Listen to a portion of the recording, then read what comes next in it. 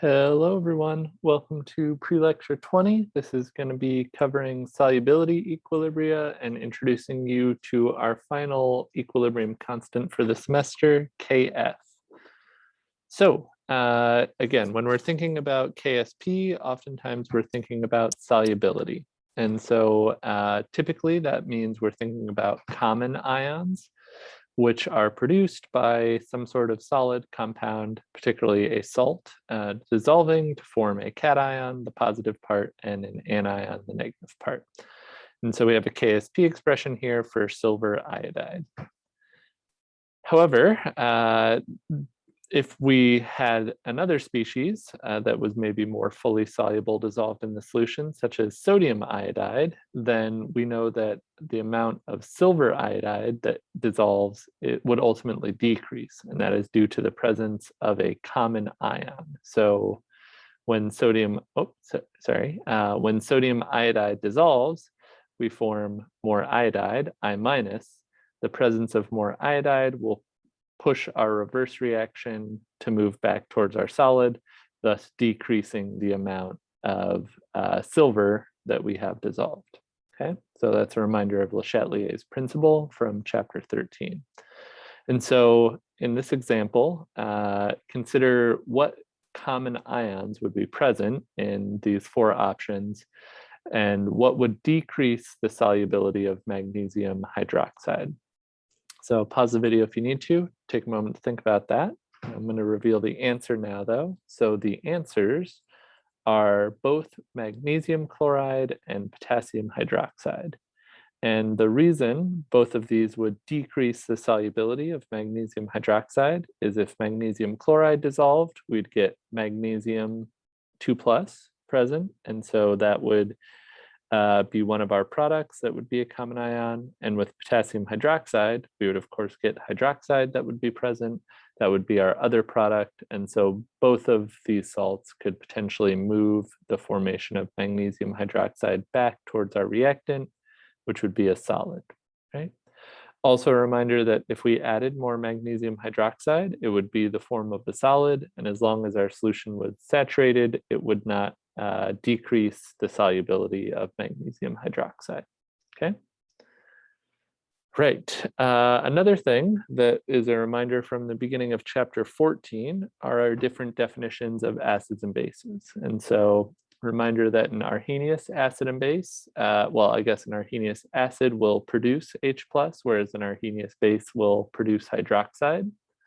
We have Bronsted-Lowry acids and bases defined in terms of protons. So a Bronsted-Lowry acid will donate a proton, whereas a Bronsted-Lowry base will accept that proton.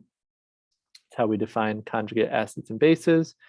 And then a definition that we just touched on, but we're going to come back to now, are Lewis acids and bases. And so instead of defining a reaction in terms of protons, we define it in terms of electron pairs. And so a Lewis base, something that will donate an electron pair, whereas a Lewis acid, it will be something that accepts or receives that electron pair, okay? So some examples of what this might look like, say we have this aluminum trichloride, it can interact with ammonia. Ammonia would donate its electron pair in, and so we get a Lewis acid-base interaction. Same thing would happen here with boron trichloride, and this is a molecule called diethyl ether, and they come together to form a Lewis acid-base complex, okay? So this brings us to our final formation, or our final constant for the semester with regards to equilibrium, and it deals with the formation of coordination complexes or complex ions. And that is when we have one or more ligands bound to a central metal atom. And so this central metal atom, it acts as a Lewis acid, whereas our ligands act as Lewis bases. So just a reminder, we covered this in experiment 13 with our cobalt.